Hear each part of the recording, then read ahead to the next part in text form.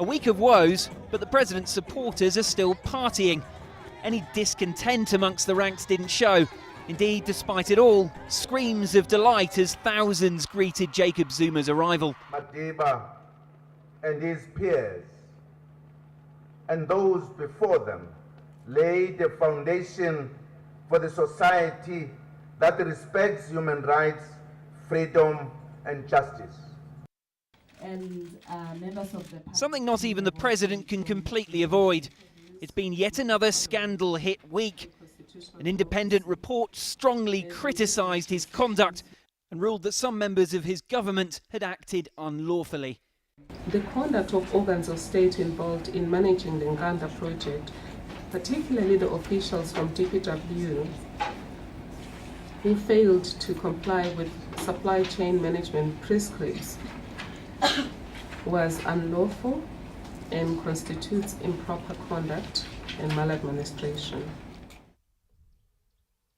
$21 million spent on his private homestead, much of it at state expense. Zuma has been ordered to pay an agreed sum back. Opposition parties were prepared for this. The Democratic Alliance is calling for impeachment.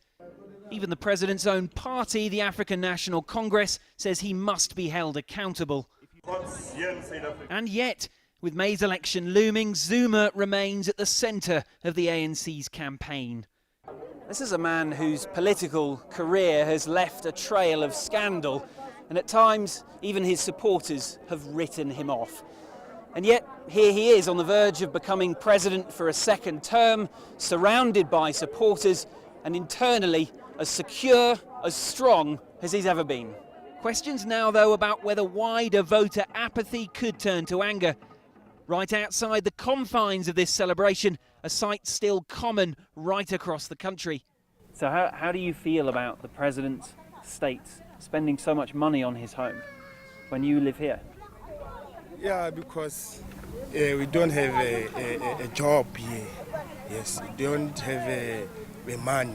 But he built a new house from his family, all of his family. But he don't give us the money. Breaking ranks now would be electoral disaster, so the party once again finds itself pulling together.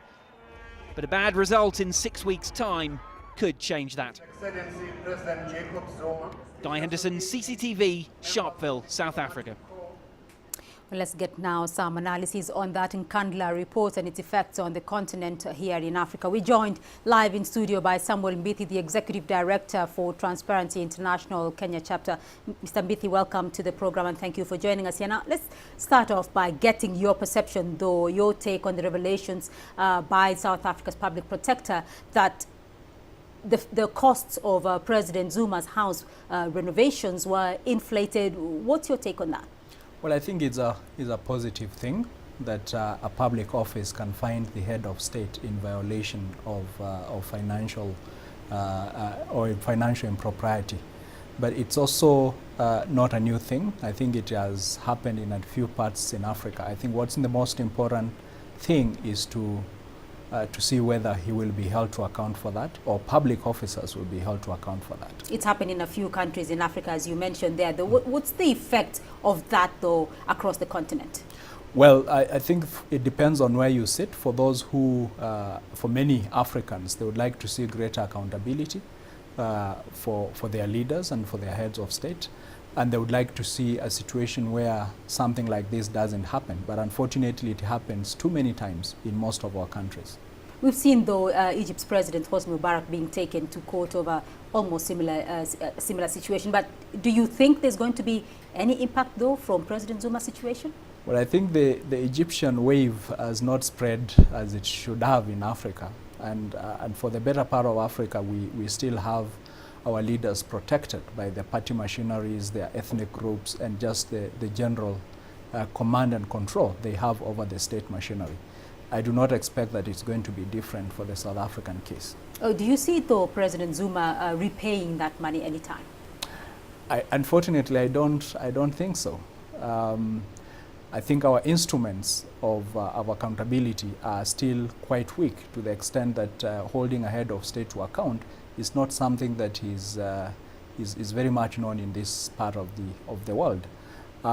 We might expect some investigations, but like has happened before with the excesses that he's been found guilty of, I think there will be political protection from the party and if push comes to shove, from the ethnic group. How do you rate, though, the whole issue of governance and transparency in the continent? Because many African countries have been, undergoing multi-partyism, open governance for at least 20 years now. How do you rate that situation in Africa? If you look at it from a short-term perspective, I think it's quite frustrating. The situation ought to be much better than it is now. But if you look at from a longer-term perspective, over, say, 10 years, you realize that a lot has changed for the better. We have become a more open society, and the African people have also become more demanding of their government. We've not reached a situation where you can truly say that the people are holding their leaders to account, but there has been some progress that holds promise for the future.